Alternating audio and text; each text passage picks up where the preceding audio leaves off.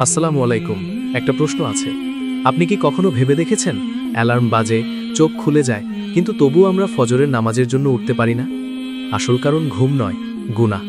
দিনভর আমরা যে গুনাহ করি, সেই গুনাহেই রাতে আমাদের হৃদয়ের উপর বোঝা হয়ে বসে যায়। আর যখন মানুষ ঘুমায়, তখন শয়তান তার গলায় নিজের পাকড়াও আরও শক্ত করে। সে ফিসফিস করে বলে, এখনো অনেক সময় আছে, নামাজ পরে পড়বে। আর আমরা ঘুমিয়েই থাকি। মনে রাখবেন, গুনাহই শয়তানের শক্তি। যত বেশি গুনাহ, তত শক্ত তার পাকড়াও। কিন্তু একটা পথ আছে। যদি মানুষ ঈমানের সঙ্গে অজু করে ঘুমায়, আয়াতুল কুরসি পড়ে আর আল্লাহর কাছে আন্তরিক দোয়া করে, তাহলে শয়তান দুর্বল হয়ে যায় আর আল্লাহ নিজেই ফজরের জন্য জাগিয়ে দেন।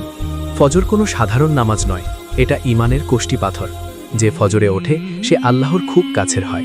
আর যে বারবার ছেড়ে দেয়, তার নিজের গুনাহের জন্য কান্না করা উচিত।